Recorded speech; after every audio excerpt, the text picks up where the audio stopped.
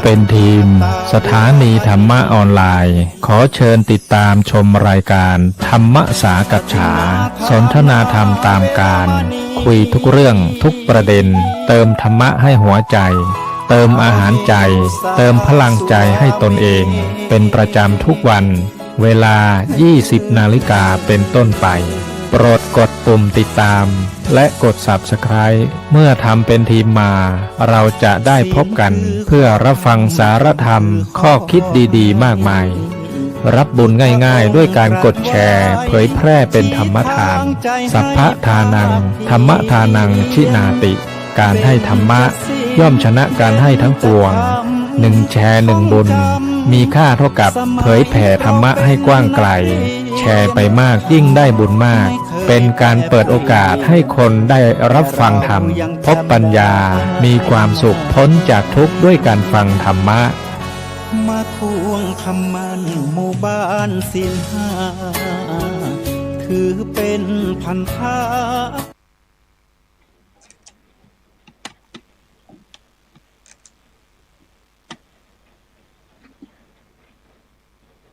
บุญ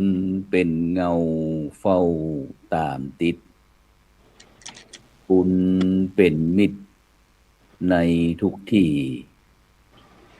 คอยช่วยเหลือเอื้ออารีห่างลาคีปลอดโพยภัยบุญพิทักษ์บุญรักษาบุญนำปาฮือหมู่เฮาพบความสุขใส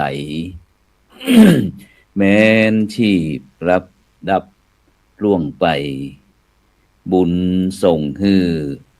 สุขสวัสดีก็ขอกล่าวคำว่าธรรมสวัสดีกับบรรดาท่านผู้ฟังท่านผู้ชมทุกท่านที่กำลังติดตาม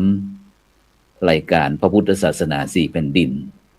ตั้งช่องธรรมะเป็นทีมทีวีออนไลน์กลุ่มพระสงฆ์อุบาสกอุบาสิการ่วมกันเผยแผ่ธรรมะออนไลน์ไลฟ์สดทาง Facebook ทาง YouTube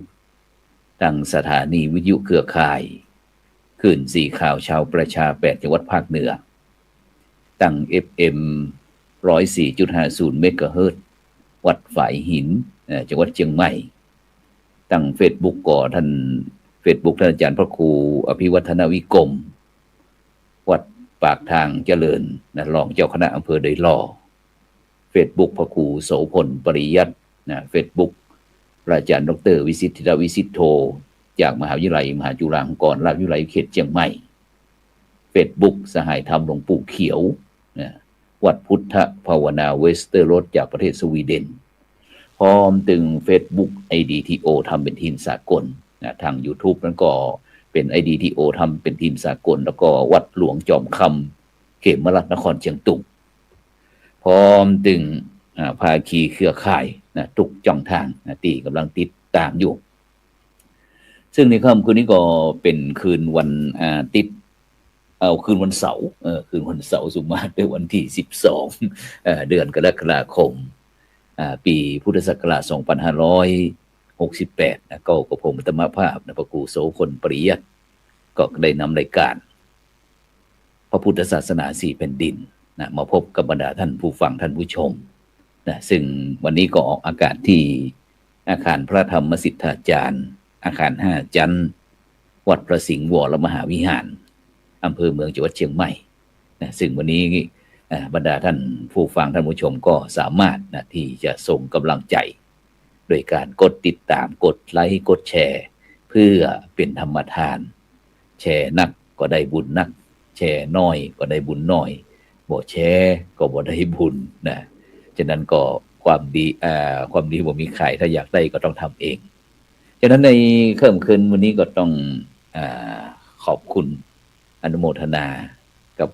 พระมหาเถระเจ้าคณะพระสังฆาธิการต่างๆที่เป็นห่วงเป็นใยเพราะว่า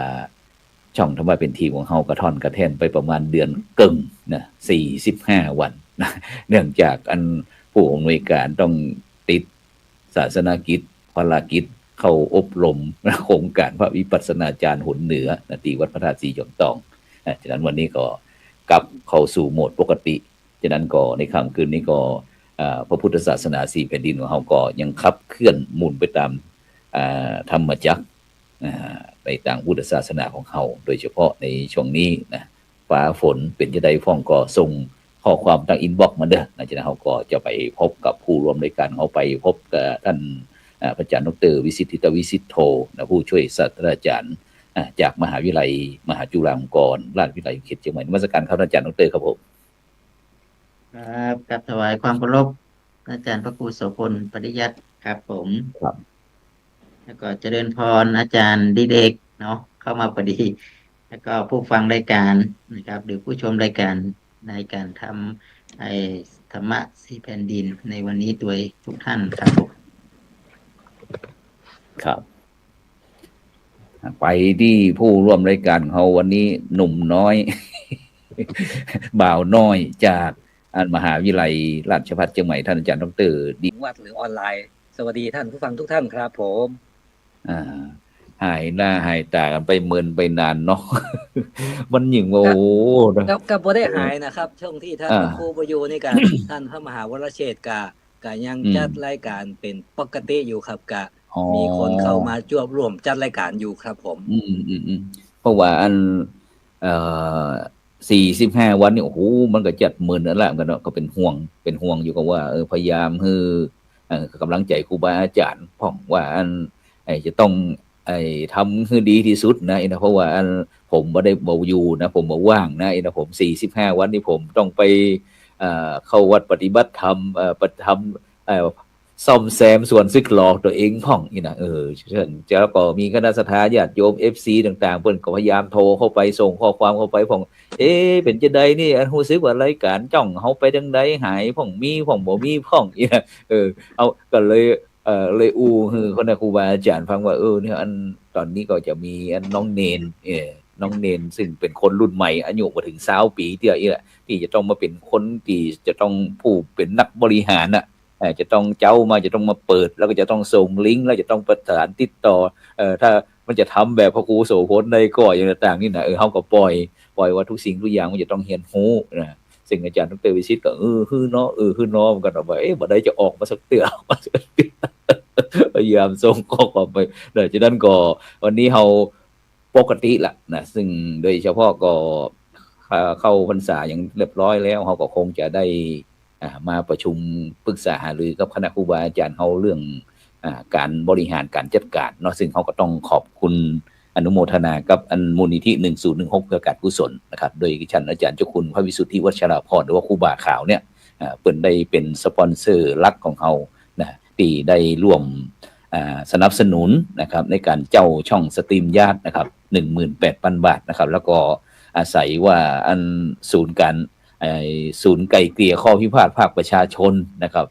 ซึ่งก็ซึ่งตั้งอยู่ที่วัดพระสิงห์นี่ของคณะสงฆ์จังหวัดเชียงใหม่เขาก็ร่วมบริจาคให้10,000ก็เป็น28,000พอดีนะ28,000ก็ปีนี้ก็ผ่านไปฉะนั้นก็จะต้องจัดการมันคุ้มค่ากับสตังค์ที่ตั้งผู้สนับสนุนสปอนเซอร์เขาเพราะว่าปีก่อนนั้นปัน18,000ท่านอาจารย์ดร.วิสิทธิ์ครับปีก่อนนั้นนะ18,000แต่ปีนี้ก็เพิ่มขึ้นมาเป็น28,000ขึ้นมาเกือบ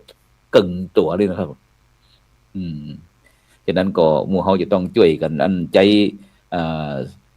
ทรัพย์สินเงินทองที่มาจากสปอนเซอร์เขาเนี่ยคือคุ้มค่าที่สุดคุ้มค่าที่สุดนะครับฉะนั้นก็หวังอาจารย์ดร.วิสิทธิ์อาจารย์ดร.ดิเลกพร้อมทั้งคณะครูบาอาจารย์เขาเนี่ยซึ่งมีของเขาก็จะมีตึงรายการในภาคกลางวันในภาคเช้านะครับที่เป็นรายการธรรมะรับอรุณนะครับแล้วก็ในภาคกลางคืนนะครับฉะนั้นเขาก็พยายามที่จะผลิตรายการคือมันตันยุคตัดสมัยนะโดยเฉพาะในช่วงนี้ก็เป็นช่วงเทศกาลเข้าพรรษาท่านอาจารย์ดร.เข้ารู้สึกว่าหันว่าขอลาหลวงพ่อไปจำพรรษาอยู่ที่มจร.ปงกุมเป็นยังไงครับครับวันก่อนวันอาสาฬหะนะครับก็มีโอกาสได้เข้าลงพระอุโบสถกับคณะสงฆ์แล้วก็พระเดชพระคุณหลวงพ่อท่านเจ้าอาวาสก็ขอเมตตา พ่อเจ้าวาดแล้วก็คณะสงฆ์พอดีที่มหาจุฬาที่ดอยสะเก็ดเนี่ยนะครับเรามีสถานปฏิบัติธรรมอยู่อาจารย์ก็เป็นปีอันเป็นพรรษาที่สองละนะครับ ครับ พรรษาแรกมีอยู่5 รูปอืมพรรษาที่สองนี่มีอยู่17 สิบ อันนี้ เจ็ด มี17 ตน มีพระอยู่5 รูปแล้วก็มีสามเณร12 สี่ที่เพิ่มขึ้นเจ้าตัวครับ ครับเพิ่มขึ้น ก็ ครับ ก็ถือว่าไป แล้วก็ตอนนี้อัน พรรษา ได้ ที่ ได้ทำกิจกรรมจะได้พ่องครับตีว่าตีอันเฮาเอาลูกพระลูกเนนพระสงฆ์มุกเนนเฮาไปอยู่ที่เอ่อที่มจรปงกลุ่มครับผม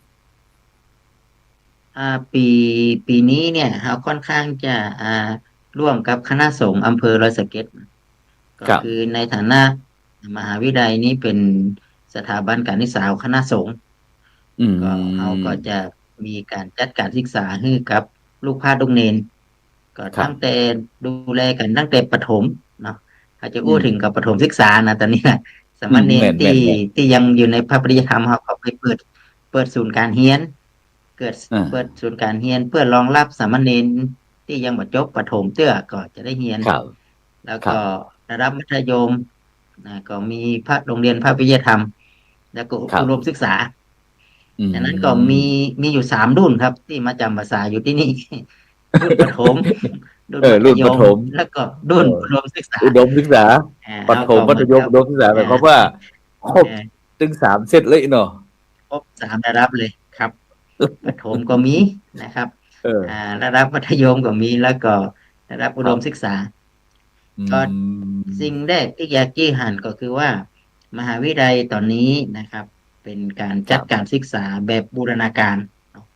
หนึ่งก็คือการจัดการศึกษาเพื่อที่จะสนองงานของคณะสงฆ์ครับอาจารย์ครูครับ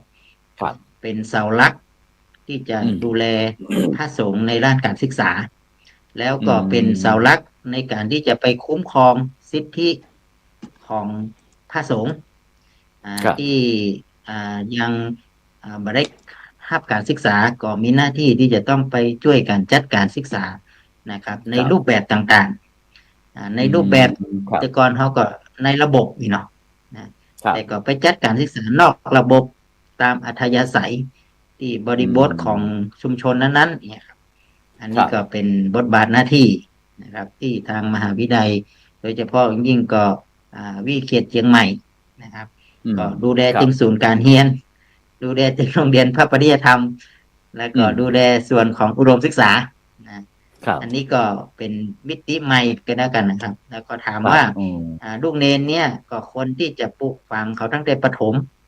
ก็รอพอว่ารุ่นแรกเนี่ยจะเรียนถึงระดับอุดมสักกี่ลูกเนาะปกติเนี่ย เวลาเขาจบม.3 ม.6 มาเนี่ยบ่ค่อยจะบวชแล้วครับบ่เขาก็จะรู้สึกว่าละอ่อนจะไปต่อลำบากแล้วก็ยิ่งถ้าเกิดว่าบ่ได้ปลูกฝังตั้งแต่ประถมมานี่นะโอกาสที่เขาจะอยู่ยาว อยู่คงกระพันเพื่อเป็นสาณทายาทเป็นต้นแบบเป็นต้นบุญให้กับศาสนาหรือนะครับ ที่เป็นสัญลักษณ์ที่เขายังมีพระพุทธศาสนาอยู่เนี่ย มันก็บ่ค่อยจะมั่นคงเนาะแล้วคนที่ลาสิกขาไปนี่ก็จะลำบากฉะนั้นเนี่ยผมก็คิดว่า จะมั่นคงก็ต้องเอาตั้งแต่ตอนเริ่มต้นที่มันปูพื้นฐานนี่เนาะตั้งแต่น้อยๆเนาะปลูก ครับผมปลูกพื้นฐานฉะนั้นก่อนคือมันเติบโตครับที่ไอ้มจรปงกลุ่มนี่เขาก็ยังมีการนั่นปฏิบัติศาสนกิจก็คือมีการสวดมนต์ไหว้พระทำวัดเจ้าวัดแดงนะครับ แล้วก็อันเรื่องการคบการฉันของลูกพระลูกเนรนะครับ ไปออกหับอาหารบิณฑบาตหรือว่าจะได้ครับผมก็ตอนนี้ก็เรื่องของศาสนพิธีเนาะหรือพิธีกรรมทางพุทธศาสนานะครับ แล้วก็ฝึกกันตั้งแต่ดูแลตัวเก่าตั้งแต่การบิณฑบาตนี่ก็เหมือนกับว่าบิณฑบาตเลี้ยงจิ้มนั่นน่ะครับก็ไปแบ่งสายกันแต่ลูกพระลูกเนรบางทีมีไปโรงเรียนนี่ก็อาจจะมีรถรับส่งไปแต่ก็พระที่ยังถ้าเป็นวันหยุดเนาะเสาร์อาทิตย์หรือวันพระเนี่ย ก็จะออกรับบิณฑบาตครับ ก็จะเป็น อ๋อแถว แล้วก็ แถว บา ป ง งปุ่มแถวตำบล บางวัน ปากเมี่ยง เขาก็ พวกนี้เนาะ ครับ อืม ครับ ก็มี ครับ ญาติโยมเปิ้นก็มาถวายเพลห้องบางครั้งก็พระลูกเนนก็มี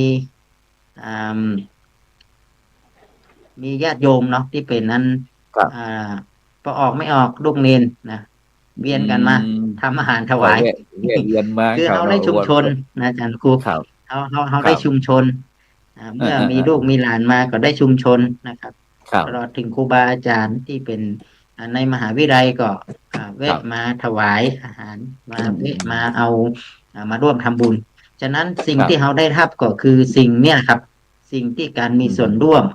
ถ้าเขา ครับ มีลูกพระลูกเนนเขาก็บริหารบรรยากาศของการทำบุญเนาะ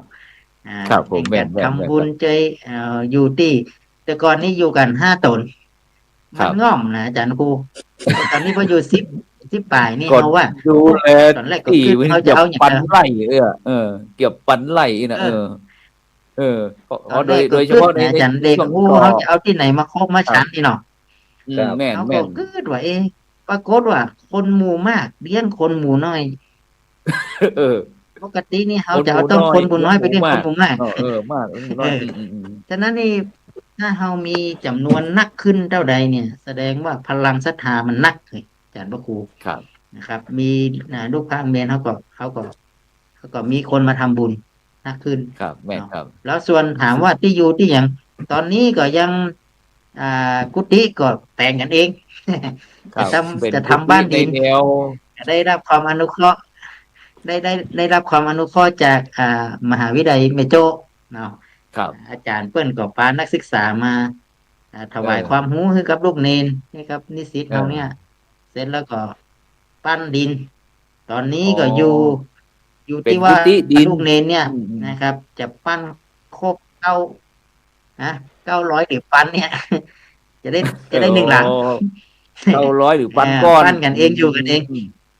ครั ปั บ นก้อนครับเฮาตั้นว่า ปันก้อน ก็วันหยุดเฮาก็มีกัน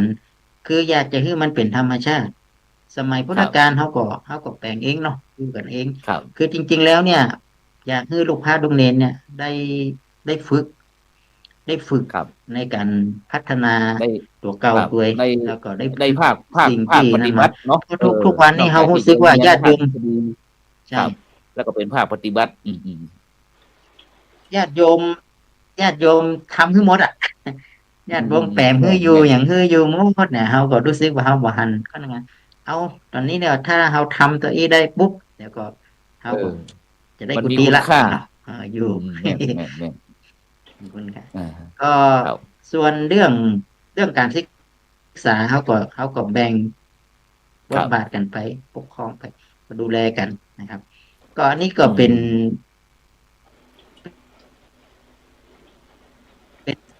โอกาสที่เราจะได้ปฏิบัติธรรม ครับ ก็คือได้ใจธรรมะแท้ๆอยู่ ในระเบียบพระธรรมวินัยแล้วก็ดูแลกัน ส่วนน้องออนก็เหมือนกันนะครับ เด็กกลุ่มนี้ก็ล้วนที่เป็นผู้มีโอกาสเนาะมีโอกาสได้เข้ามาอยู่ในพระพุทธศาสนาก็ได้ฝึก แต่จะให้สุขสบายหรือเป็นนั่นก็คงลำบากอะ ครับ แต่เรามีเฉพาะที่เราพอที่จะดูแลตัวเองได้อยู่กันเองได้ ครับ แบ่งปันกันไปนะครับ ครับ เพื่อที่จะให้อย่างน้อยก็คือว่าคือสังคมได้รับรู้ว่านะครับ พระเนนแต่ละรูปเนี่ยกว่าจะพัฒนากว่าจะปลุกเสกกันกว่าจะเป็นตน เป็นองค์นี่มันยาก ได้เป็นตัวเป็นองค์เป็น เนาะ มี มัน การ ยาก สักการะบูชาแบบชนิดใจนะโอ้ไม่ใช่ มัน ง่ายๆครับ เนาะง่ายๆมันก็แม้ว่าสถานการณ์ แต่เขาก็ยังมีความเชื่อมั่นว่าพุทธศาสนาเนี่ยนะครับ ครับ ทำให้เราได้มีความสุข แล้วก็ตัวชี้วัดของความเข้าใจเรื่องพระพุทธศาสนาเนี่ยถ้าเกิด ครับ เมื่อใดก็ตามที่เราเข้าใจพระพุทธศาสนาเนี่ย พุทธศาสนาคือศาสนาแห่งความสุข ครับแม่นค แต่ รับ เมื่อใดก็ตามที่เรานับถือพุทธศาสนาแล้วมันทำให้เราทุกข์เนี่ย แสดงว่าต้องปิกมาทบทวนละ เพราะว่าพุทธศาสนาตัวชี้วัดของเราที่เข้าถึงคือความสุข แม่ใช่นครับเข้าไม่ถึงศาสนาฉะนั้นแม้ว่ามันจะเกิดอะไรอย่างก็ตาม หน้าที่ของเราก็คือแค่รับรู้แต่ไม่ต้องไปปรุงครับแต่งใช่เอาอยู่กับความสุขในพระรัตนตรัยในหลักคำสอน ถ้าเกิดว่าเราครับปฏิบัติธรรมที่มั่นคงเนี่ยเราจะอืไม่มีมอืมอืมความทุกข์เราจะไม่มีความรู้สึกว่าโอ้เบื่อมาศรัทธาแล้วเนือนอืมนายแล้ว อันนี้สิ่งอันนี้จะไม่เกิดขึ้น แต่ถ้าเกิดครับเรายังมองว่าโอ้บ่ไหวเกิดความแสดงว่าเราฝากคำสอนหรือว่าอ่าพระพุทธศาสนาเอาไว้กับผู้อื่น เราไม่ได้เอาอืมมาใช้กับตัวเองครับฉะนั้นผมครับจะเกิดอะไรอย่างก็ได้แต่มันเป็นเรื่องเป็นเรื่องมองแล้วเป็นเนี่ยนะธรรมดา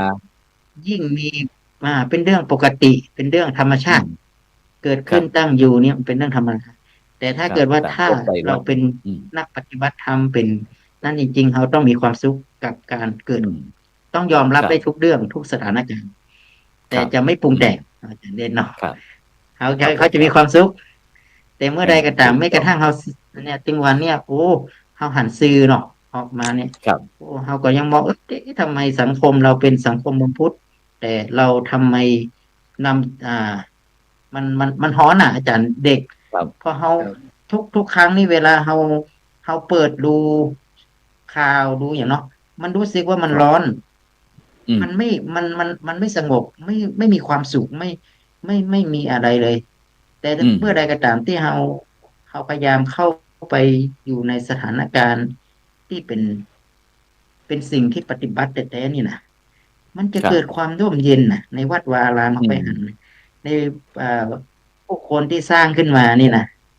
มันครัทำให้บเรามีความสุขอ่ะแต่ครับตอนนี้เรากลับนำเสนอในลักษณะที่มันตรงกันข้ามฉะนั้นนี่เล่าร้อนเล่าอันสิ่งที่อกระตุ้ยากจะ งอารมณ์อืมใช่นู่นบางครั้งอ้วยง่ายเฮาหันธรรมชาติเฮาก็มีความสุขกับธรรมชาติครับแม่นแต่ตอนนี้เหมือนกับว่าพอเฮามันมีคนมาเขียนแบบเพื่อเฮาสักหน้อยเนี่ยเอ๊ะแบบนี้มันอย่ามาฮ้อนเฮ้ยเฮาดูแล้วมันดูแล้วมันบอกม่วนอ่ะครับมันบอกเป็นธรรมชาติอ่ะครับผมฉะนั้นสิ่งที่ตัวชี้วัดถ้าเราเข้าใจเนาะเข้าใจนี่ก็คือหมายถึงว่าหลักคำสอนนี่มันอยู่ที่ตัวเฮา ครับคุณค่ามันจะมากหรือน้อยอยู่ที่ผู้ปฏิบัติ ฉะอืมนั้นเนี่ยการถูกต้องสิ่งที่สำคัญที่สุดก็คือว่าเราไม่ควรที่จะไปเป็นตัวชี้วัดในความร้อน แต่ให้มันเป็นตัวชี้วัดในความร่มเย็นจิตใจอืม2,000 กว่าปีมันอยู่มาในจิตใจเขาจะร่มเย็นเป็นสุขครับแต่ถ้าเกิดเขาจัดการกับอารมณ์ตัวเก่ามันได้นี่กะอันเนี้ยจะเล่าร้อนครับแต่เขาก็แม่นมีสิทธิ์ที่ปฏิเสธสิ่งที่จะกระทบนะครับ รับรู้อืมอันนี้ก็จะมองหันว่าพระพุทธศาสนาคือหลักแล้วก็เป็นที่พึ่งของทุกๆคนนี่ครับแหละครับอาจารย์พระครูทุกคนครับผมครับสาธุธรรครับมะสี่ไปแผ่นดินที่เขาก็เหมือนกันคแม้รับว่าจะผมครับนั่นมามันก็จะสื่อสารถึงในเชิงในครับเชิงพุทธศาสนาประเทศจีนประเทศลาวประเทศพม่าประเทศไทยประเทศเขมรโอ้ยจีปะทะหมดครับเวียดนามไปหมดเต็มไปหมดกับประเดี๋ยวนี้ครับฉะนั้นเราไปที่อาจารย์ดรดิเลกกำหนึ่งในฐานะที่เป็นอุบาสกอุบาสกอ่าเพราะว่าเมื่ออันบกี่วันมื้อนี้เราเป็นวันอาสาฬหบูชาแล้วก็เข้าพรรษาลวดเข้ามาแต่ว่านี่ก็พระสังฆเจ้าตุเจ้าเฮาก็ต้องอธิษฐานนะตามที่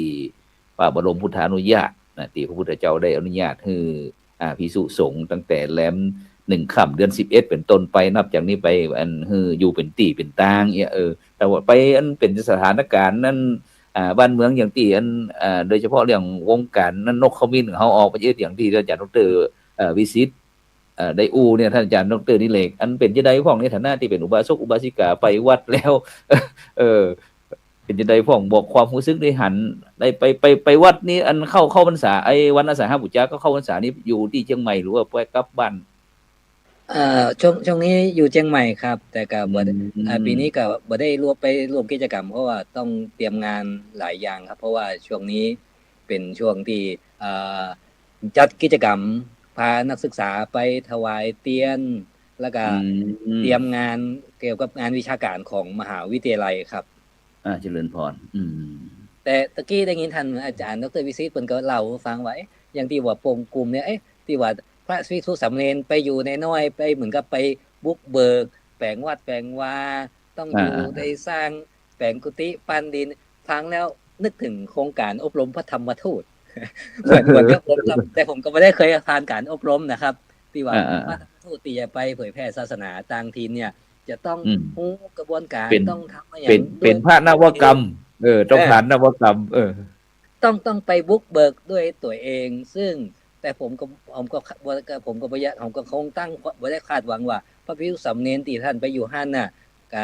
เวลาเปิ้นหมดบุญพระเหลืองไปหรือถ้าเปิ้นยังมีบุญอยู่ต่อก็จะเป็นบุคลากรทางศาสนาที่เพียบพร้อมทุกอย่าง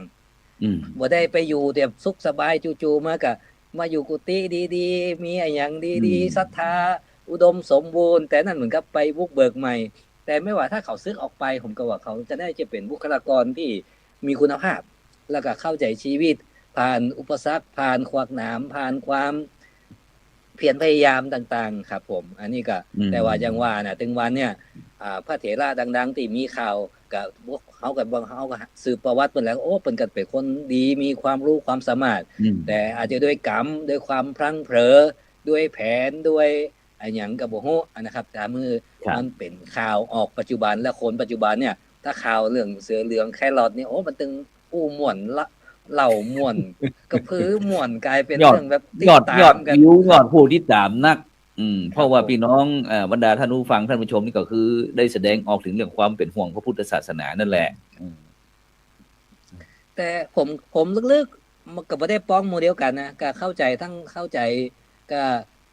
ใจบริบทของว่าพระภิกษุเหล่านั้นครูบาอาจารย์เหล่านั้นน่ะเปิ้นก็บวชตั้งแต่น้อยอาจจะบอกรู้เลยท่านมันยาหญิงเรื่องกรรมคุณเรื่องอะไรอย่างบ่ได้ผ่านประสบการณ์ส่วนเนี้ยโอกาสที่จะโดนหลอกลวงก็เหมือนกับคนเฒ่าคนแก่ที่บ่เคยเล่นมือถืออินเทอร์เน็ตแล้วก็ไปโดนมิจฉาชีพcall center ก็อย่างก็โดนหลอกลวงเนี่ยครับเพราะว่าประสบการณ์ด้านนี้บ่ใครมีความรู้ตัวใดอะครับฉะนั้นก็จำเป็นที่จะต้องเสริมเรื่ององค์ความรู้คือพระสงฆ์สามเณรเฮานอกจากที่เขาจะมีตึงภาคทฤษฎีแล้วแล้วเขาก็มีภาคปฏิบัติอย่างที่ท่านอาจารย์ดร.วิสิทธิ์บอกว่าเนี่ยแม้แต่รุ่นบุกเบิกจงไอ้น้องเนรตั้งแต่มีตึงประถมมัธยมอุดมศึกษาแบบพีอินวันนี่ไปอยู่ที่ท่าน17รูปนี่ก็เป็นเคสหนึ่งที่ท้าทายเหมือนกันท่านอาจารย์ดร.ครับเพราะว่าการที่วันก่อนนั้นท่านอาจารย์ดร.วิสิทธิ์ได้แวะไปที่วัดอินทปัญญารามก็ไปหันท่านอาจารย์ดร.หันอย่างพ่อเอาอาจารย์ดร.วิสิทธิ์ได้ฟังนะว่าวันนั้นที่เขาไปวัดอินทปัญญารามหันน้องเนรของผมเนี่ยอย่างพ่องจริงคือเฮาคิดว่าถ้าเฮาจะฝากคือเขาได้เป็นเอาไม้ต่อเป็นไม้ต่อหรือว่าสืบทอดไปเนี่ยมันจะต้องให้เขาลงปฏิบัติแล้วก็คือเขาได้หันว่าอุกว่าจะเป็นวัดเป็นวามาเนี่ยมันต้องผ่านอย่างนี้ฉะนั้นสิ่งที่จะทำให้เขาได้สัมผัสที่วัดวาอารามเนี่ยเขาต้องให้เขาสร้างครับถ้ามันบอกมีขี้ติ่นขี้มือเขาแล้วเนี่ย เขาจะบอกรักษาฉะนั้นเนี่ยเมื่อใดก็ตามที่เขาว่าทำไมเขาสร้างครับเขาความผูกพันมันบอกมีท่านอาจารย์ผู้สมบูรณ์คือลูกเนนทำเนี่ยนะครับลงทำกับพื้นดินเนาะเขาเกิดจากธาตุสี่เนาะดินก็เป็นต้นพื้นกำเนิดของชีวิตคนเขาเหมือนกันฉะนั้นเมื่อมือเขาสัมผัสกับดินเนี่ยนะครับแล้วก็เขาก็จะมีความผูกพันว่าดินมันก็คือส่วนหนึ่งในร่างกายเขาฉะนั้นถ้าพูดถึงเขาก็คือรวมกันดินน้ำลมไฟมันอยู่ในตัวเขาเนี่ยฉะนั้นสุดท้ายเขาก็จะปีกไปอยู่ในตรงนั้นอยู่ในธรรมชาติเนี่ยฉะนั้นถ้าเขาคือละออนได้ทำเองได้ปลูกเองได้ทำเองได้ล้อมหัวอันนี้เองนี่คือเขตพุทธวาสนี่นะลูกเขาต้องช่วยกันรักษาดูแลปักเสาเองเลยคือเป็นที่อันนึงไปเจออาจารย์พระครูโสพลนางปลาลูกเนนทำเขตแดนของวัดนะครับเขตแดนของวัดล้อมหัวแล้วก็บอกอธิบายว่านี่คือวัดแล้วก็ขณะที่กำลังนั้นก็บอกว่าเราจะต้องช่วยกันรักษานะช่วยกันดูแลนะทุกพ่อก็อายุขนาดนี้แล้วหมู่เฮาจะต้องดูแลรักษาให้ผืนแผ่นดินนี้เอาไว้เป็นศาสนาเป็นที่พึ่งเป็นที่อันยึดเหนี่ยวทางจิตใจผมคิดว่าถ้าเขาได้ลงมือทำเองถ้าถามว่าเอาคนไปหรือเขาทำเองเนี่ยเพราะกลุ่มหลออนมาได้สัมผัสเองเนี่ย เขาจะบ่ ครับ มีความผูกพันแล้วสุดท้ายก็คือเขาก็คิดว่าใครบ่ฮู้ทำตุอูอันตุดุงตุบ่อเพิ่นทำเอาเขาก็บ่จำเป็นที่จะต้องอันมารักษาอย่างนี้ แต่เมื่อใดก็ตามที่เขาโอ้ผมเป็นคนทำนะเนี่ยตุป่อเพิ่นคือผมเนี่ยอีแล้วผมก็จะทำให้ต่อ นั่นมันคือการส่งไม้ต่อขึ้นกันให้กัน ผมมองว่านี่ต่างหากคือเป็นการหล่อหลอมให้เฮาเนี่ย ได้มีความผูกพันกับความเป็นสานทายาทฉะนั้นการคำเป็นสานทายาทไม่ใช่ว่าไปเรียนแค่คำสวด ไปสวดได้พิธีกรรม ท่องสวดได้ หรือเทศน์ได้ หรือบรรยายได้ แล้วก็แค่นี้เป็นอาชีพ โอเคละคุณเป็นสานทายาทไม่ใช่ ฉะนั้นเราต้องทำตั้งแต่เรื่องของปริยัติเนาะศึกษาแล้วก็ปฏิบัติผลมันก็จะเกิดขึ้นนะครับ ผมก็มองว่างานทุกอย่างที่อยู่ภายในวัดก็ดีเนี่ย มันคือการหล่อหลอม เนี่ยจะได้ที่จะให้เขามีส่วนร่วม ทุกวันนี้อ่าเพียงแค่การก่อสร้างเนี่ยนะครับเขาก็บ่มีละพระเขาก็อันมีฆราวาสทำให้หมดไงที่ผมบอกว่า เขาก็บอกว่าบ่มีความผูกพันน่ะ ว่าสิ่งที่อันทำมาแล้วนี่มันจะ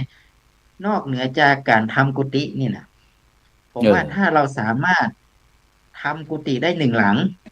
แล้วก็อธิษฐานว่าออกพรรษามาเนี่ยนะครับเขาก็จะมีพื้นที่ตรงอยู่ตรงเนี้ยฉะนั้นน่ะไอ้ธรรมทูตเพิ่นก็มีหลักสูตรว่าจะภายใน3 เดือนเนี่ย1 เดือนเนี่ยต้องสร้างให้ได้สร้างเสร็จนะครับ เพื่อสร้างแล้วก็จะได้อยู่นี่เนาะอย่างวันนี้อย่างน้อยเนี่ยมันได้ทักษะ ได้ความเป็นการดิ้นดีนี่จะได้อาชีพนะอนาคตข้างหน้านะครับ อาชีพตรงนี้คืออาชีพในการปั้นดินนะเพราะว่าเราไปทำบล็อกของดินไว้เนี่ยโอ้มากัน คือจริงๆแล้วอย่างที่เขาสัมผัสกับดิน ครับ คนทำนาก็ต้องปลูกข้าวเนาะเอามือไปจ้ำนี่มันจะ พื้นที่ อ่า ต้องมีการเตรียมพื้นที่เตรียม มันจะสัมผัส มันจะรู้สึกน้อมตัวเองมาอยู่กับธรรมชาติ น้อมตัวเองมาอยู่ในความกรุณาเกื้อกูลมาได้ว่าเป็นคนที่มีจิตใจหอน่ะอาจารย์อเนกคือเขาทำอย่างเงี้ยให้เขาอยู่กับน้ำอยู่กับดิน อยู่กับสิ่งอย่างเงี้ย จิตใจมันบอกฮ้อน จิตใจมันจะมั่นคงฝึกสมาธิได้นะครับ แล้วก็รู้ว่าถ้าเกิดว่ามีกิจกรรมแบบนี้น่ะมันพัฒนาทักษะพัฒนาแล้วต่อไปเป็นพัฒนาอาชีพ ดีถ้าลาสิกขาไปแล้วนี่ก็อาจจะไปเป็นเอาไปเป็นอาชีพอย่างน้อยบวชมาดีก็ได้ตัวเนี้ยไปรับเหมาอีกเนาะ บอกว่าอนาคตจะไปจะได้แต่ว่าสิ่งที่เราหันก็คือว่า อันนี้แหละนะครับ อย่างน้อยมาบวชเรียนแล้วครับไปมันก็จะได้ประโยชน์นะครับและอีกอันหนึ่งก็คือ อยากที่จะอู้ถึงว่าเขาต้องเข้าใจธรรมชาติของความเป็นนักบวชก่อน ครับ ถ้าเราอู้ถึงนักบวชเนี่ย อยากจะคำนึงถึง3 เรื่องใหญ่ๆครับ เรื่องแรกคือพระธรรมวินัยแดงเกิดเราเกิดจากพระธรรมวินัยอันที่สองเราเกิดจากพรบคณะสงฆ์ที่เรามีอยู่นี่แล้วก็อันที่สามนี่คือจารีตประเพณีเรามองทั้ง3เนี่ย เรามองพระให้เหมือนกับลูกหลานของเรา ก็คือเป็นปุถุชนนี่แหละอาจารย์นั่นเองไม่ได้เป็นผู้วิเศษวิโสอย่างนักบวชทุกคนเนี่ยที่อาตมาเอามานี่ก็เป็นลูกหลานของอันบางทีพ่อแม่ก็ดูแลบ่ได้เนาะพ่อแม่ดูแลบ่ได้บางทีพ่อแม่ก็ทะเลาะกัน หรือว่าบางทีก็มันมีความสามารถเอาไปบวชอยู่วัดนั่นน่ะ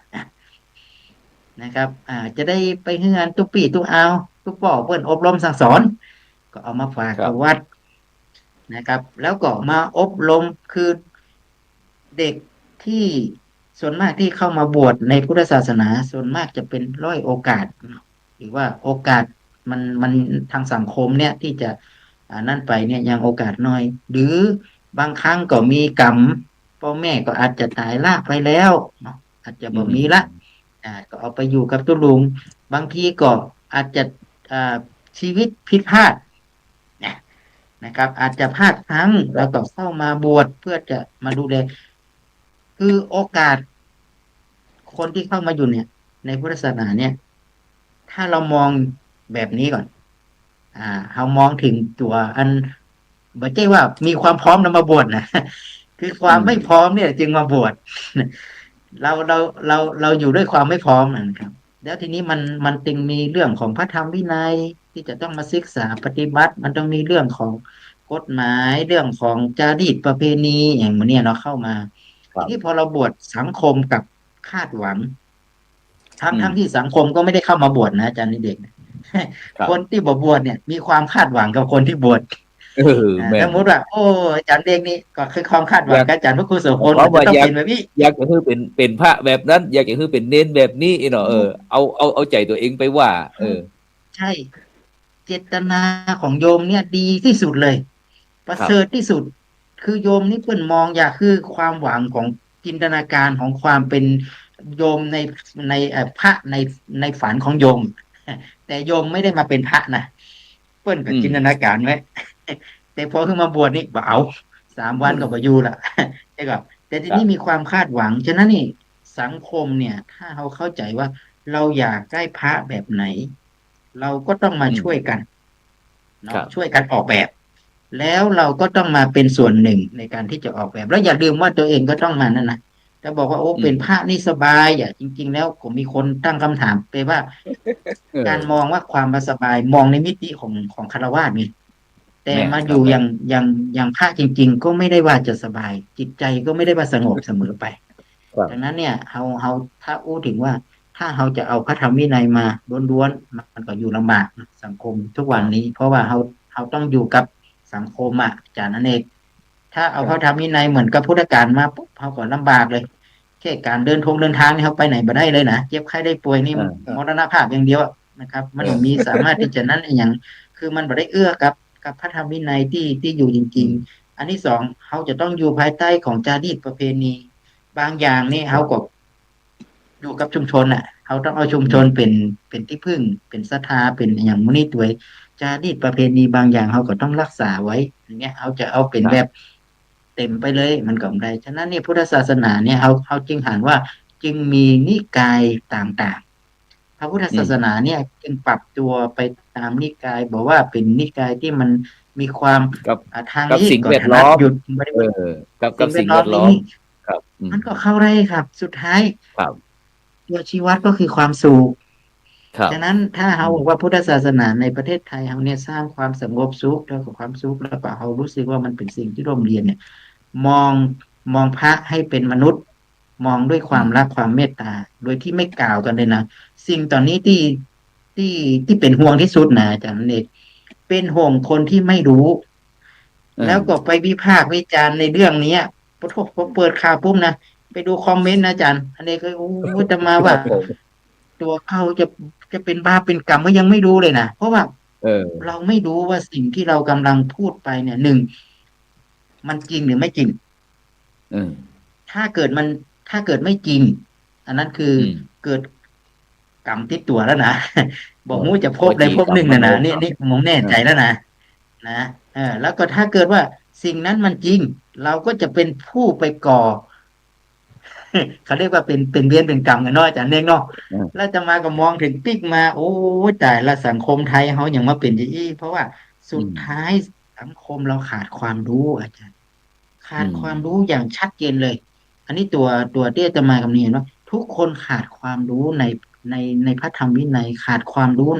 ในหลักการ เอาไปเอามาเหมือนกับพระเนี่ยเป็นตัวเป็นอันตราย เหมือนกับว่าต้องถึงได้จับกัน เป็นอาชญากรรมเป็นอาชญากรไปเนาะอาชญากรรมอาชญากรเนี่ยอาจารย์เนี่ยคือบอกทั้งที่เป็นนักบวชนะ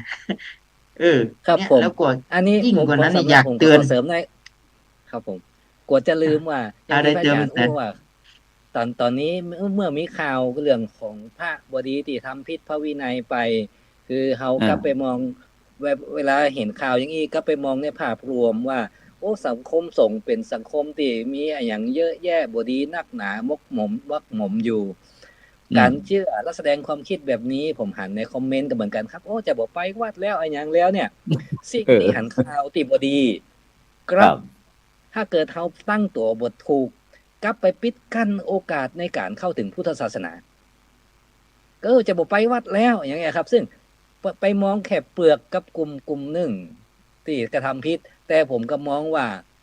สิ่งเหล่านี้มันบ่ได้มีแค่ในปัจจุบันแม้กระทั่งในสมัยพุทธกาลเหตุการณ์แบบนี้ก็เคยเกิดขึ้นมาแล้วธรรมชาติหรือธรรมะก็จะกำจัดเขาพูดเรื่องบาปกรรมถ้าเขาทำบ่ดีเขาก็จะแพ้ภัยตัวเองเมื่อไหร่จะต้องออกสื่อคนก็จะฮู้ไปก็คือเหลือคนตีดีๆอยู่ครับแต่ถ้าเกิดเฮาไปมองสิ่งที่บ่ดีแล้วไปตีภาพรวมว่าศาสนาพุทธเนี่ยมันบ่มีประโยชน์ต่อสังคมแล้วเป็นการปิดกั้นโอกาสในการเข้าถึงธรรมะในการปฏิบัติตัวเขาไปมองสิ่งบ่ดีแล้วก็ทำว่าซึ่งทำไปปิดกั้นทางที่เฮาจะไปสู่ทางดีผมคิดว่าทำความจริงอ่ะกรรมสมัยใหม่เขาว่าธรรมชาติจัดสรรธรรมะจะจัดสรรเองว่าคนตุเจ้าตีดีเปิ้นก็จะคงอยู่ไอ้ที่บ่ดีก็จะสังคมก็จำกัดไปนะครับนี่แหละฉะนั้นก็อันในช่วงนี้ก็จะเป็นในช่วงไอ้เทศกาลเข้าพรรษาเนาะวันนั้นก็เป็นวันที่ก่อนวันเข้าพรรษาวันหนึ่งนั้นก็จะเป็นวันอาสาฬหบูชาซึ่งเป็นวันที่พระรัตนตรัยครบถ้วนครบองค์3พระพุทธพระธรรมพระสงฆ์เกิดขึ้นแล้วก็เพราะว่าวันนั้นเป็นการแสดงปฐมเทศนา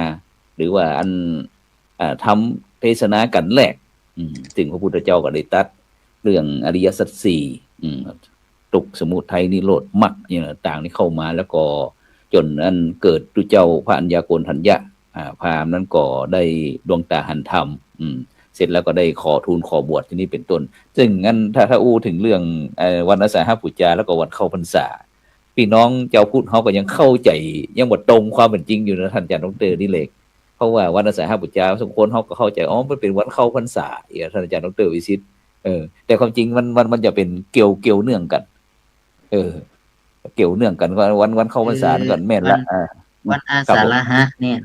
ที่เราเข้าใจก็คือมันเป็นวันที่เขาเรียกว่าความบริบูรณ์ขององค์พระรัตนตรัยเนาะอันนี้เป็นการเกิดของพระรัตนตรัยนะครับ ก็คือ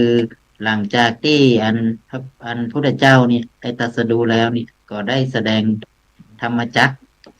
ที่เขาเรียกว่าธรรมะครั้งแรกที่พระองค์ได้แสดงธรรมจักรวัตรสูตรเนี่ยเป็นสูตรแรกที่ได้สั่งสอนปัญจวัคคีย์ทั้ง5แล้วบังเอิญว่าปัญจวัคคีย์ทั้ง5เนี่ยนะครับมีพระอัญญาโกณฑัญญะเนี่ยได้ฟังเรื่องธรรมจักรของการแสดงธรรมของพระพุทธเจ้าเนี่ยก็ได้บรรลุก็จึงขอบวชในพระพุทธศาสนาจึงเกิดพระสงฆ์รูปหนึ่งก็คือรูปแรกในวันนี้คือวันเดือนอันนี้นะฉะนั้นเรามาระลึกถึงการเกิดของพระพุทธพระธรรมพระสงฆ์อันนี้เป็นวันอาสาฬหะแล้วหลังจากนั้นเนี่ยเราก็จะเข้าถึงวันหนึ่งเนี่ยพระพุทธเจ้าได้บัญญัติให้พระสงฆ์ได้อยู่จำพรรษากันฉะนั้นเนี่ยวันอันโยมเพื่อนก็จะเข้าใจว่าวันอาสาฬหะก็คือวันเข้าพรรษานะจริงๆแล้วเนี่ยวันอาสาฬหะเนี่ยคือเป็นวันที่มีพระรัตนตรัยครบนะอันนี้แล้วก็เป็นวันที่การแสดงพระธรรมะของพระพุทธเจ้าเนี่ยนะครับแล้วก็ได้ประสบความสำเร็จโดยมีอย่างน้อยก็คือแสดงครั้งเดียวก็มีผู้บรรลุธรรมแล้วก็ขอบวชเนี่ยอันนี้คือเอามาระลึกถึงนะครับคุณค่าของการก่อเกิดพระรัตนตรัยที่เราเป็นที่พึ่งเป็นที่สรณะเอาถึงวันนี้นะครับฉะนั้นเนี่ยจึงเป็นเรื่องที่สำคัญแล้วพอมาถึงวันนี้เราจึงกลับมาระลึกถึงคุณงามความดีของพุทธคุณธรรมคุณสังฆคุณครับอาจารย์พระครูโสพลครับฉะนั้นก่อนเป็นช่วง3 เดือนตั้งแต่แต่ว่านี่เพราะว่าแต่ว่านี่อันพระสงฆ์องค์เจ้าตุเจ้าเฮาก็ได้อธิษฐานเข้าพรรษานะครับเข้าพรรษาจะจำนี่ตลอดอิมัสสวิงอวเสอิมังเตมะสังวสังอุเปมินะครับซึ่งก็ถือโอกาสว่าจะตลอด3 เดือนจะจำยุติเด้อนะครับแล้วก็มีพี่น้องถือโอกาสพระสงฆ์องค์เจ้าเฮาได้ศึกษาเล่าเรียนหลักธรรมวินัยต่างๆเพื่อที่ออกพรรษาเราจะได้ออกไปสั่งสอนศรัทธาญาติโยมต่างๆแล้วก็โดยเฉพาะประเทศไทยของนี่ครับอาจารย์ครับอาจารย์ดร.ดิเลกเนาะก็ยังถือโอกาสเหมือนกันนะเนาะถือโอกาสที่เจ้าบ้านเขาก็ได้เข้าวัดเข้าว่าฟังเทศน์ฟังธรรมโดยเฉพาะถ้าคนเมืองของเขามี ไอ้เป็นจะได้พ้องอาจารย์ดรดิเรกอันเพราะว่าเขาจะเหลือเวลาน้อยแล้วก็บุญหนึ่งเขาก็ว่าอันในช่วงเข้าภาษาเนี่ยอยากให้ท่านอาจารย์ดรดิเรกได้เชิญชวนคณะสัทธาญาติโยมเข้าวัดปฏิบัติธรรมกันแล้วกันจะเนี่ยจะได้พ้องต้องเอาสังฆะเชิญชวนครับเพียงแต่บอกว่าวิถีปฏิบัติของเจ้าบ้านถือโอกาสอย่างตุเจ้าปกติแล้วเข้าพรรษาเนี่ยตุเจ้าก็จะมีวัดปฏิบัติที่พิเศษกว่าโอกาสช่วงอื่นก็คือจะต้องอยู่จำวัดจำพรรษาแต่ปัจจุบันต่างๆก็ได้ไปไหนก็มีโครงการเหมือนกันครับอย่างที่ว่าอย่างโครงการรักษาศีล5ก็มีหลายที่หลายอันที่เขาเนี่ยกันแต่โดยวิถีเจ้าบ้านนี่เขาก็บอกว่าวิถีเจ้าบ้านนี่บางทีแบบอาจจะมีเรื่องสุรายาเมาเรื่องการแอลการเนี่ยบางคนก็หลายคนกับถือโอกาสในช่วงเข้าพรรษาเนี่ยจะปวารณาตัวว่าจะงดเหล้าเข้าพรรษานะหรือมีก่อนโครงการศีล5รักษาศีล5ดีสาธุเติมแตกต่างกันไปครับบางคนก็อธิษฐานตัวเก่าแต่บางคนก็จะมีว่าเขียนยังเคยเห็นคลิปเคยเห็นอย่างว่าเขียนชื่อใส่บาตรไว้ตัดเอาจะไปไว้ในพระประธานมันก็จะทำให้มีกำลังใจในการปฏิบัติเนี่ยครับแต่ผมก็มองว่าการเข้าพรรษาของทุกเจ้าเนี่ยแม้ว่าอาสาฬหะหรือเข้าพรรษาบริเกณฑ์กับชาวบ้านก็น่าจะถือเป็นนิมิตหมายในการตั้งจิตตั้งใจในการทำดีรักษาศีลเนี่ยครับก็แล้วแต่ว่าถ้าคุณสามารถจะปฏิบัติได้ก็เป็นคุณเป็นกุลกับตัวกับตนนะครับก็จะมองในแง่ของวิธีปฏิบัติของชาวบ้านทั่วไปครับผมอันนี้ก็ถือว่าในช่วง3 เดือนก็ถือว่าเป็นการสร้างบุญสร้างกุศลสะสมบุญญาบารมีเนาะด้วยการฟังเทศน์ครั้งธรรมเข้าวัดปฏิบัติธรรมเจริญจิตภาวนาแล้วก็แผ่เมตตาเพราะว่าในช่วงนี้วันพุธนี้พอดีทางเชียงใหม่เขาก็จะมีโครงการสำคัญเหมือนกันโครงการธรรมนาวาวังที่จะมีการแสดงพระธรรมเทศนาที่หอประชุมนานาชาติ80 ปีของพระพันปีที่ข้างสนามกีฬาเมืองเชียงใหม่เขานั้นยันก็จากนิมนต์ท่านอาจารย์ดร.วิสิทธิ์ในฐานะที่เป็นคณะทำงานได้ช่วยชี้แจงแล้วก็เชิญชวนที่ผู้ที่อยากจะไปร่วมจะมีวิธีการได้ร่วมจะได้ครับการนิมนต์ได้เลยครับผมก็ช่วงเข้าพรรษานี้ก็อาจจะเพิ่มเติมจากเด็กนิดนึงก็เป็นโอกาสเนาะโดยเฉพาะยิ่งปกติพระก็จะถ้าบ่ได้จำภาษาก็จะได้จาริกไปตรงนั้นตรงนี้ก็มีโอกาสได้มาอยู่กับวัดกับวาแล้วก็ญาติโยมก็มีโอกาสได้เข้ามาทำบุญได้เข้ามารักษาศีลปฏิบัติธรรมกัน อันนี้ก็เป็นโอกาสที่ดีนะครับที่เป็นโอกาสช่วงเข้าพรรษาแล้วเขาก็จะได้มีการตั้งจิตอธิษฐานในการทำคุณงามความดีอันนี้ก็เป็นโอกาสที่ดีอย่างยิ่งครับที่เราในช่วงเข้าพรรษาครับฉะนั้นด้วยยิ่งกว่านั้นก็คือว่าจังหวัดเชียงใหม่เรานี่นะครับได้เป็นโอกาสที่เป็นมงคลอย่างยิ่งนะครับก็คือพระบาทสมเด็จพระเจ้าอยู่หัวนะครับแล้วก็สมเด็จพระนางเจ้าพระบรมราชินีนาถนี่ครับสองพระองค์นี้มีความเมตตานะครับโดยเฉพาะอย่างยิ่งก็คือมีความเมตตาและความมหากรุณาธิคุณนะครับพระราชทานก็เรียกว่าโครงการนะครับปูทางสู่การตื่นรู้ธรรมนาวาวังนะครับภาคประชาชนรุ่นที่4ให้กับประสบนิกรของพระองค์ก็จะเพื่อพระองค์พระราชทานธรรมะอันล้ำเลิศข้าต่อสู่วิถีแห่งการรู้แจ้งนะครับแล้วก็ให้พ้นทุกข์อย่างแท้จริงฉะนั้นเนี่ยก็ขอโอกาสเชิญชวนเนาะทุกท่านนะครับที่ได้ลงทะเบียนไว้แล้วเนี่ยก็จะจัดกันในวันอาทิตย์ที่13 กรกฎาคม 2568นะครับณศูนย์ประชุมและแสดงสินค้านานาชาติจังหวัดเชียงใหม่ครับก็วันพรุ่งนี้นะก็พระองค์ก็จะได้เสด็จมาร่วมในพิธีด้วยนะครับก็ตั้งแต่ตอนเช้าอาจารย์ผู้สมพลครับเช้าก็จะมีตั้งแต่ลงทะเบียนตั้งแต่7 โมงนะครับ7 โมงแล้วก็ถึง8 โมงแล้วหลังจากนั้นก็จะมีพิธีในการที่พูดง่ายคือเป็นกิจกรรมนะครับเป็นกิจกรรมแล้วก็มีบรรยายธรรมแล้วก็อู้ถึงเรื่องของพระรัตนตรัยเป็นหลักก็คือคุณงามความดีของพระรัตนตรัยนะครับการสอนเรื่องของพระรัตนตรัยให้ระลึกถึง คุณของพระพุทธพระธรรมพระสงฆ์คือเป็นที่พึ่งเป็นที่สรณะนะอันนี้ก็เป็นแล้วหลังจากนั้นก็จะมีเรื่องของการแสดงกิจกรรมของละออนอย่างเนี้ยครับก็เพื่อที่จะก็มีผู้คนที่ลงทะเบียนมาอยู่ประมาณ5,000นะครับแล้วก็รวมกับคณะทำงานก็น่าจะอยู่ที่ประมาณสัก8,000นะอาจารย์นั่นเองเพราะว่ามีผู้คนจะมารับเสด็จด้วยนั่นก็ ครับ ถามว่ามจรไปมีส่วนเกี่ยวข้องก็คือมจรก็เป็นส่วนหนึ่งครับอาจารย์ครูคนร่วมกับทางหน่วยงานราชการทุกภาคส่วน ก็เป็นโครงการที่ทำให้เรามีความร่วมมือกันเนาะปกติอันเฮาก็อันเจ้าทางหมู่ภาครัฐก็บอกค่อยจะรู้จักมจรตั้งใดนะแต่พอเราได้มาทำงานร่วมกันก็เป็นโอกาสที่ได้สนทนาธรรมกันได้คุยกัน โครงการนี้ก็จริงมีโอกาสได้ทำงานร่วมกันเขาจัดจริงๆจัด4 ภาคนะครับจัดที่กรุงเทพไปแล้วก็ไปที่101แล้วก็มาที่เชียงใหม่เสร็จแล้วก็จะไปที่นครศรีต่อครับในวันที่9ไปที่ภาคใต้ครับก็จะจัดที่ครบวันพรุ่งนี้ผมก็ได้เข้าร่วมนะครับอาจารย์โอ้โมทนาสาธุอาจารย์ก็จะได้หันว่าเอาลงทะเบียน7 โมงเนี่ยผมต้องไปตี 5ครับพระองค์ท่านได้เมตตาเนาะเมตตาต่อประสบนิกรอยากให้ทุกคนได้เข้าใจถึงธรรมะนะครับได้ระลึกถึงคุณงามความดีของพระรัตนตรัยครับอันนี้ก็เป็นโอกาสดีพรุ่งนี้ป้ากันเนาะจันเด็กเนาะขออนุโมทนาครับสาธุครับฉะนั้นก็ต้องขอบคุณอนุโมทนาเนอะเพราะว่าพรุ่งนี้ก็เป็นภาคประชาชนนะที่ดังที่ท่านอาจารย์ดร.วิสิทธิวิสิทโธได้คุยฟังก็คงจะสงวนไว้สำหรับผู้ที่ลงทะเบียนนะเพราะว่าได้เปิด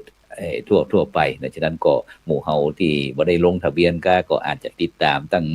สื่อตั้งทีวีตั้งออนไลน์อย่างต่างๆติดตามแล้วก็ในวันที่15กรกฎาคมนี้ก็ตั้งคณะสงฆ์จังหวัดเชียงใหม่ก็จะมีพิธีสามีจิกรรมพระมหาเถระคณะสงฆ์จังหวัดเชียงใหม่ที่แรกๆนั้นที่วัดพระสิงห์แต่ทีนี้เนื่องจากที่พระเดชคุณหลวงพ่อพระเทพสิงหวราจารย์นั้นติดศาสนกิจที่จะต้องไปตรวจเยี่ยมโครงการหมู่บ้านรักษาศีล5นะก็เลยขอย้ายไปที่วัดสนดอกนะเวลาบ่ายโมงนะครับฉะนั้นก็หลังวันที่15นั้นก็แม้แต่พระครูโสพลเองก็ต้องเดินทางไปที่บ้านป้าวนะครับ